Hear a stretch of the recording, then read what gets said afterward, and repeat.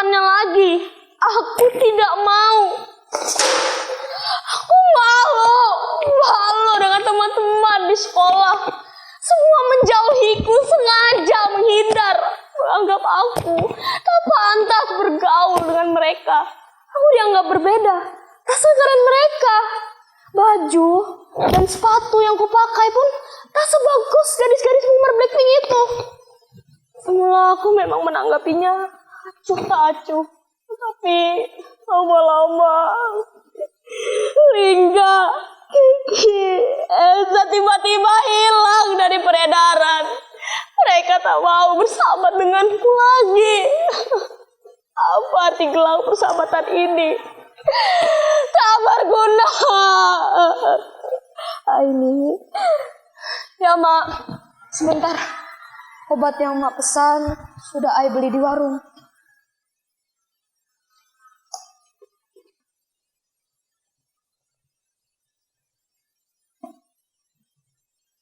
Mak sedang sakit, sudah hampir sebulan. Aku belum sanggup membawanya ke dokter. Kata orang biaya berobat ke dokter itu mahal. Apa? BPJS? Dari mana kami bisa membayar cicilan tiap bulannya? Bu Siti yang kerja di puskesmas pernah bilang, iuran BPJS yang menunggak atau tidak dibayar sama sekali terancam terkena denda. Ya sudahlah, orang susah dilarang sakit. Itulah mengapa sudah sebulan ini aku menggantikan pekerjaan emak berburu koran, karton, botol bekas, ke warung-warung dan juga toko. Sering aku memungut barang bekas yang sengaja dibuang sembarangan. Aku tidak habis pikir kenapa mereka membuang sampah sembarangan. Tidakkah mereka tahu bahwa tindakan mereka itu akan merusak bumi yang kita tinggali ini? Sementara tong sampah kosong, tak berfungsi sebagaimana mestinya. Sejak bapak meninggal 5 tahun yang lalu, emaklah yang mencari nafkah untuk menyambung hidup. Sempat menjadi buruh cuci dengan upah seikhlasnya. Tapi upah emak yang kecil tak sebanding dengan resiko yang dihadapinya. Kalau ada pakaian yang terasa rusak, emak harus menggantinya 2 kali lipat. Lambat laun, tenaga emak semakin berkurang. Tak kuat lagi mencuci. Kemudian emak memilih menjadi pemulung. Dalam sehari, mampu mengumpulkan 10-15 kg sampah. Tak banyak uang yang dibawanya ke rumah. Sampah yang terkumpul dijual dengan harga Rp3.000 per kilogramnya. Ya, cukuplah untuk beli beras, lauk pauk, dan sedikit jajan untukku. Hujan terik matahari tak pernah menyurutkan semangatnya. Dalam segala keterbatasan, Ma berusaha memenuhi kebutuhan sekolahku. Ma ingin sekali aku menjadi guru. Menjadi guru adalah cita-cita emak dulu. Ai, bagaimanapun pedihnya hidup, ingat, kamu masih punya Tuhan. Jangan menyerah menggapai cita-cita. Begitu pesan emak. Saat ini, emak sakit keras. Barang-barang ini yang telah menyelamatkan hidup kami. Pepatah bilang, sampah satu orang adalah harta bagi orang lain. Dengan sampah-sampah ini aku masih bisa makan, sekolah, dan bahkan jika ada uang lebih, aku bisa beli pulsa internet.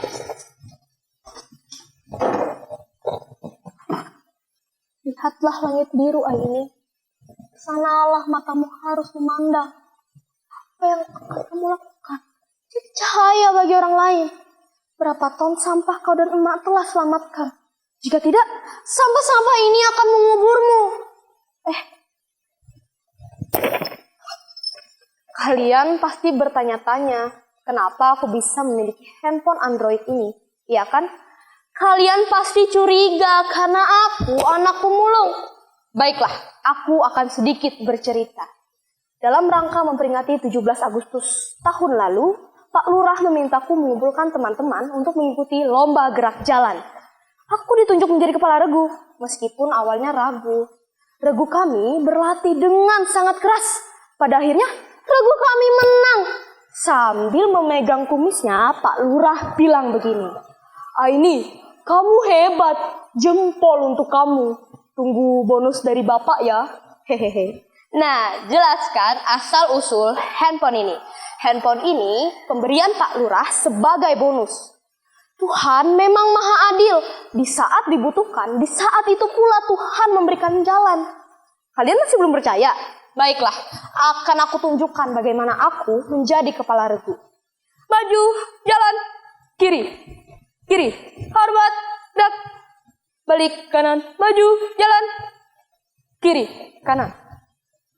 Kalian sudah percaya? Sampah plastik menyebabkan pencemaran tanah karena sifatnya yang sulit terdekomposisi. Plastik membutuhkan waktu 10-20 tahun untuk dapat terurai secara alami. Saat ini Indonesia masih menghadapi krisis sampah plastik. Konsumsi penduduk setiap tahunnya terus meningkat, tetapi kesadaran untuk mengolah sampah plastik tidak ikut meningkat. Di mana ini? Panas sekali. Langit pekat. Pohon mati. Air di mana air?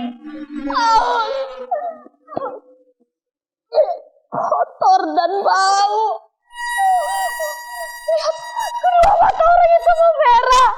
Kulitnya mengelupas. Jangan mendekat. Pergi. Kenapa rambut rontok begini? Kulit aku melepuh. Kerongkongan. Gak bisa bernapas. Tolong.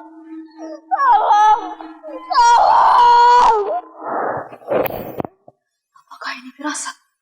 Tangan kecil ini harus berbuat sesuatu. Apa yang bisa aku lakukan dengan barang-barang ini? Aku pernah mengunjungi pameran kerajinan daur ulang. Di depan pintu masuk terpajang spanduk bertuliskan, jika tidak bisa mengurangi, maka gunakan kembali, perbaiki, bangun kembali, perbaharui, haluskan kembali, jual kembali, dan daur ulang. Aku masih mengingat tulisan itu. Jujur saja, pada saat itu aku masih belum tertarik untuk mengolah sampah. Dalam pikiranku, sampah adalah sesuatu yang kotor dan menjijikan. Dan menurutku, hasil daur ulangnya pun biasa-biasa saja. Tak ada yang istimewa. Sekali waktu, aku diajak ibu guru mengikuti workshop. Di sana diajarkan bagaimana cara mengolah barang-barang yang tak bernilai menjadi bermanfaat. Contohnya, vas bunga dari koran bekas, tas plastik dari kemasan kopi, bunga dari sedotan, dan botol bekas, dan mengolahnya jadi lampu hias. Selain bermanfaat, barang-barang ini bisa dijual dengan harga yang pantas. Lalu kenapa aku harus minder dan malu? Sibuk berimajinasi dengan penilaian orang lain. Cuaca sedang cerah. Aku begitu bersemangat merealisasikan rencana-rencana. Tanggal berapa sekarang? 17. Emma mengizinkan ruang tamu ini digunakan sebagai tempat galeri sekaligus pelatihan, di mana hasil daur ulang akan terpajang rapi di sini. Tunggu dulu. Bagaimana kalau meja ini kita geser sedikit? Nah, begini. Bagaimana menurut kalian? Cocok? Bilang saja kalau tidak cocok. Kalau begitu, geser sedikit. Aku akan mengajak tetangga, teman sekampung untuk bergabung mendaur ulang sampah-sampah ini. Siapa? Sebentar. Oh, terima kasih Pak. Sampah ini saya terima dengan senang hati. Jauh-jauh Bapak mengantarkannya kemari. Semoga warung Bapak laris terus ya Pak. Sejak saat itu, aku tak perlu memungut barang bekas ke warung dan juga toko lagi. Mereka dengan senang hati mengantarkannya ke rumah. Semua orang di lingkungan ini akhirnya memiliki kesadaran untuk memilah sampah dari rumah. Ini suatu kemajuan berarti. Melalui aktivitas postingan di media sosial, daur ulang bisa ditonton lebih banyak orang. Semoga saja hal sederhana yang aku lakukan bisa menginspirasi teman-teman sebayaku. Tapi handphone ini harus dijual untuk biaya berobat emak. Emak harus segera dibawa ke dokter. Obat yang aku beli di warung sudah tak mampu mengobati. Emak harus sembuh dari sakitnya. Kalian sudah sampai. Ayo, silakan masuk. Kita pisahkan dahulu barang-barang ini. Botol-botol sebelah sini, kardus sebelah sana, dan koran bekas di sudut sana. Ini contoh barang yang akan kita buat. Vas bunga dari lintingan koran bekas. Cukup mudah membuatnya.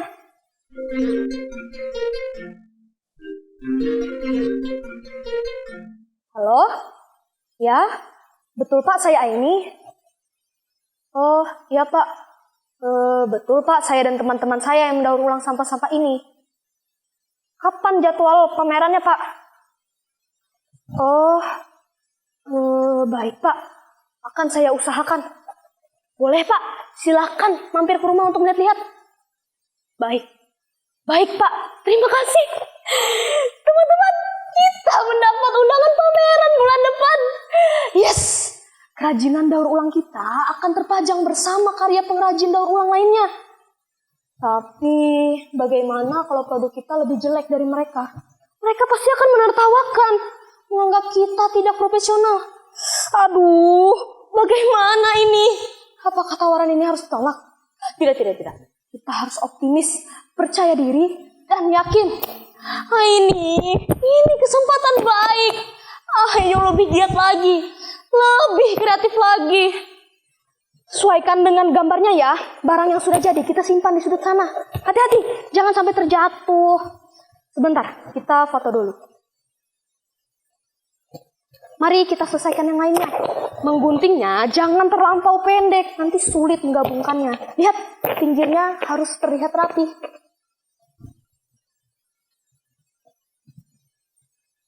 Aku baru saja mengantar emak pergi ke dokter. Penyakit emak sebenarnya membutuhkan penanganan yang khusus. Tapi emak bersikeras ingin pulang. Dokter tak begitu jelas menerangkan apa penyakitnya. Dia hanya memberikan instruksi berapa kali emak harus minum obat dalam sehari. Aku pun tak sempat bertanya lebih jauh. Tatapan emak mengisyaratkan supaya cepat membawanya keluar. Di dalam perjalanan pulang, emak sempat berbisik.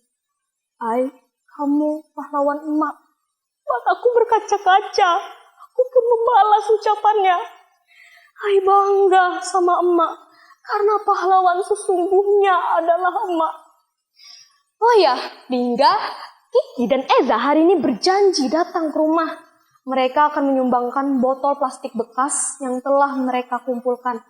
Mereka juga akan membantu mempublikasikan kerajinan daur ulang ini. Ternyata mereka benar-benar tidak meninggalkan aku. Ling, Ki, Za, we are best friend forever. Tuhan, terima kasih telah mengembalikan hari-hari baik padaku.